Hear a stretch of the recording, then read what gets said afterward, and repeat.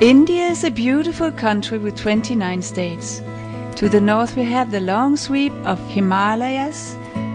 The sacred Ganges River weaves its way through a large part of the northern plains before giving way to the Vindhyas. The Godavari, Krishna and Kaveri constitute the major freshwater bodies in the south.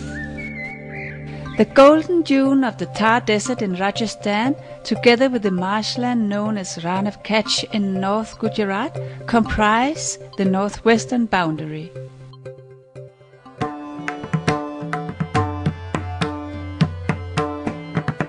India is a country very rich in heritage and old traditions, with colorful festivals such as Holi, Diwali, and many others celebrated all throughout the year.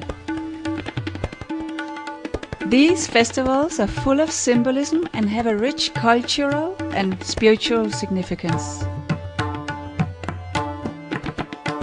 Religion and culture in India are closely knit. Diverse ethnicities with many different dialects contribute to the richness of the nation.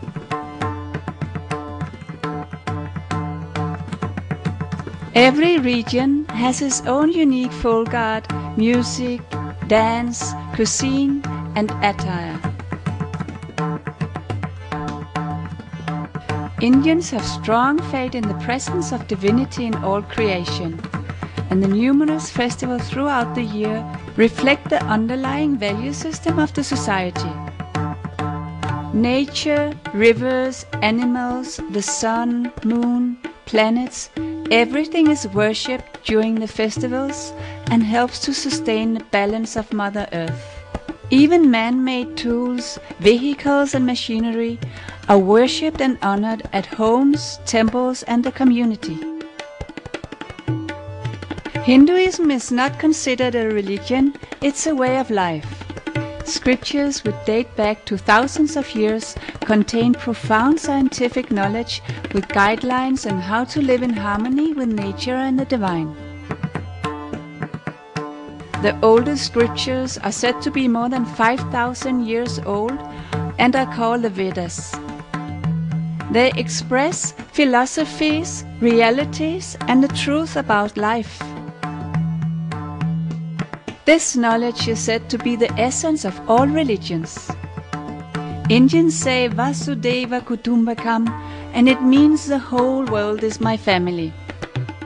All aspects of nature are represented by a goddess. We see beautiful statues and sculptures in the temples all over India.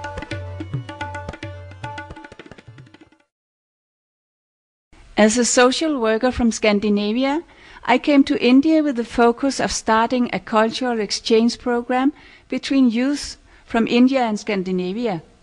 While putting together information for this project, my interest shifted to a highly problematic and urgent issue. This is the story. I was heading for Gujarat, a state in the western region of India. The family who invited me lived in the town Sungat in the district of Surat. In Surat, I visited many different villages. They maintain a simple way of living that is fundamentally closer to nature.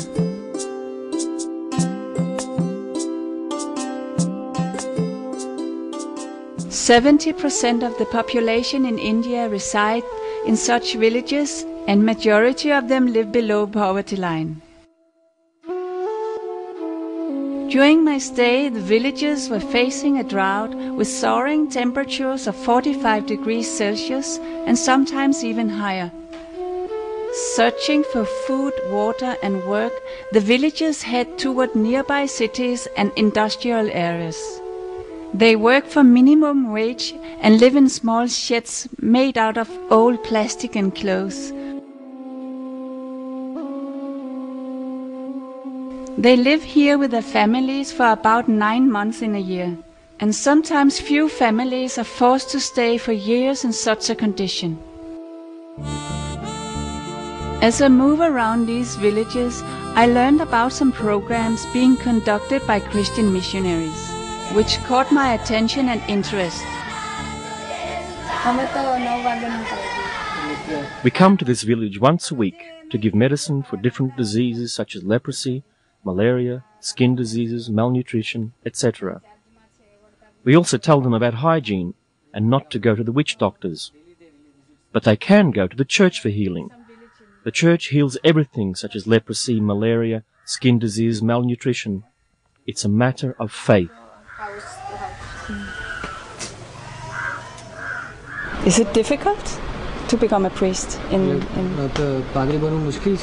No. It is very easy to become a priest. Once in a while a foreign priest will come from abroad, such as Europe and USA. He will give seminars of 2 weeks' length. After the seminar, participants can open a church in any village they feel like. In our church, we heal many different diseases such as leprosy, malaria, skin diseases, malnutrition, etc. We are very well-known healers. We go to different villages, perform healings, talk about Jesus, and pray together with the people. That is how we convince them to convert. We have around 200 churches in our district. Jesus is the truth, and Hinduism is evil. All the villages around. Malaria, typhoid, and so many patients. Now most of patients come with a complaint of diarrhea and vomiting. We have diseases here in this area, such as leprosy, skin diseases, malaria and malnutrition. 60% of our patients come to us when they are very sick and more difficult to treat, because they first go to the Christian church for healings and other witch doctors who promise them healings, and then after a period when they are not getting better, but worse, then they come to us for treatments.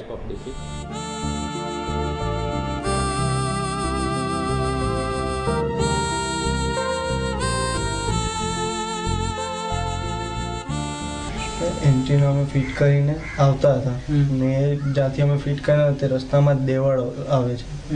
Once I was called to a village for some antenna work.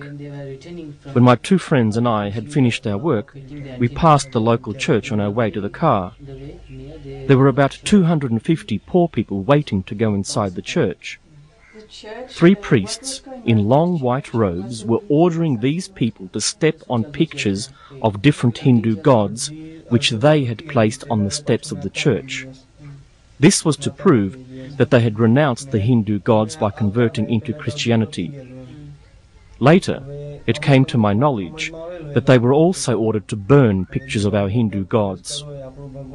My friends and I were very shocked, because if you step on pictures of Hindu gods, it's very difficult to return to the Hindu faith. Poor people choose to become Christians because the church promises them advantages, things that would take the Indian government a long time to deliver, and they promise them healing from all diseases just by coming to the Sunday prayers in the church. Just inquiring about these programs raised a lot of suspicion from the village heads and the priests towards me. I wondered why there was so much hostility. I started talking more to the villagers. Why had so many Hindus converted into Christianity?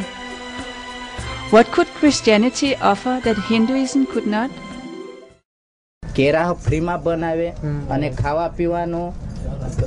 When I first converted to Christianity, I got 4,000 rupees from the church to use on my agriculture.